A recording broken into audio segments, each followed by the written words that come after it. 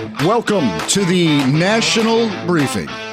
It is I, Kelly Nash, your host, as we look back at yesterday. Monday, a day of revelation, a day of anger, a day of assigning blame.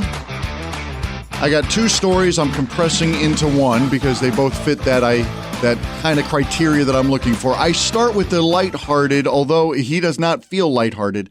Hunter Biden talking to a podcaster and finally assigning blame. Who should we blame for Pop's loss? I don't have to be nice. Number one, I agree with Quentin Tarantino. George Clooney is not a actor. He is a I don't know what he is. You. What do you have to do with anything? Why do I have to listen to you? What right do you have to step on a man who's given 52 years of his life to the service of this country and decide that you, George Clooney, are going to take out basically a full-page ad in the New York Times? And that's what did it. George Clooney. Now, look, if you apparently that podcast goes like 3 hours. Did they take breaks for crack hits? He does address crack and how we have really stigmatized crack to the point where it's dangerous now for people to buy crack. He'd like to destigmatize that. And like he said, make it as easy as it is to buy meth. And if you don't, I did do a video of that one. That's on some of my stories pages or whatever, if you'd like to see him talking about how we need to destigmatize crack. Hunter Biden, what a gift to the nation. Anyway, as we assigned blame, and it's a day of revelation, Chuck Grassley called into the Just the News show, that's hosted by John Solomon, and had some big news in regards to the Hillary Clinton emails from 2016. What we're making public today is this fact that the FBI knew about it. They got some thumb drives that dealt with all these issues. They didn't even bother to go through it, turning a blind eye to key evidence while investigating Hillary Clinton's mishandling of classified information on this private email server. So Chuck Grassley's new revelation yesterday is that the FBI had information. Now, Chuck Grassley has seen that information. That's why he's been begging for it to be made public. And yesterday it finally was, because it was really just his word versus the entire Democrat machine and the media.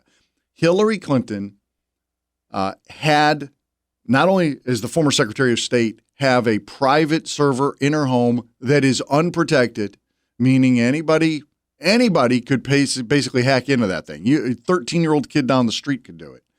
But inside of that information that they then provided to the FBI were thumb drives proving that Hillary Clinton was actively a part of a cover-up regarding the Russia collusion story.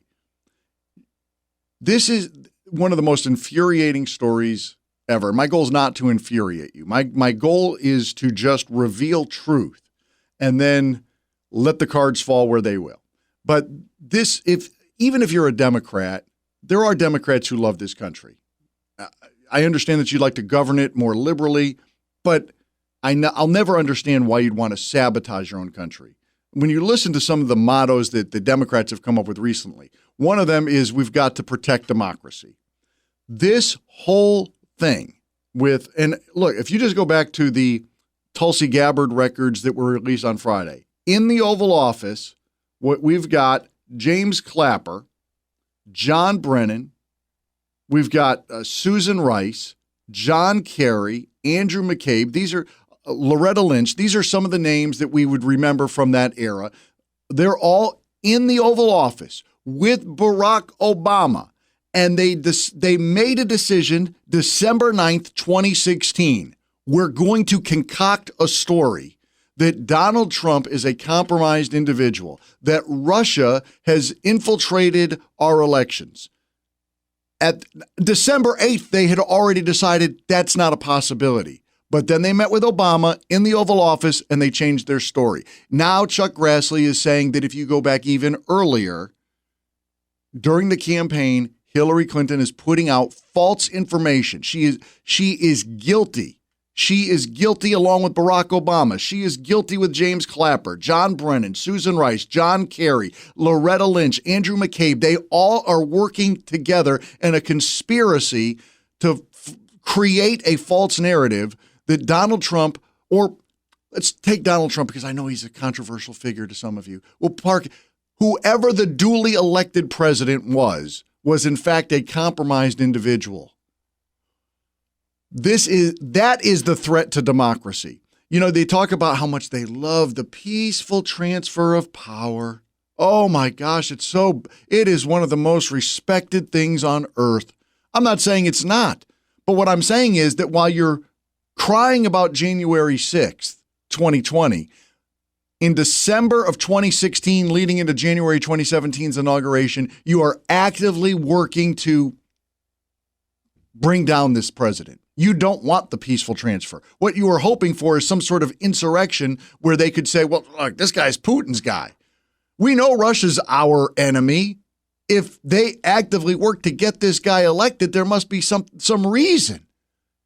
And Donald Trump's a businessman. Maybe it's because he's doing deals in Moscow or something, and he's just trying to enrich his family.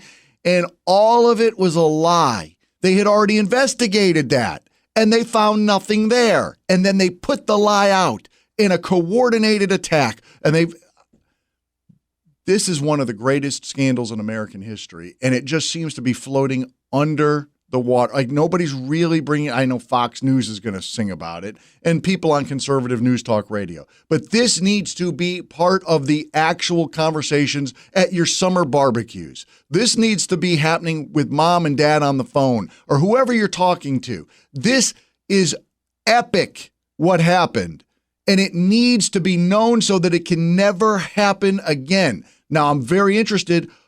What's Kristi Noem going to do with all this information? Thank you, Chuck Grassley, for fighting for almost 10 years to get this information released. Now that it's out there, are people going to finally go to jail?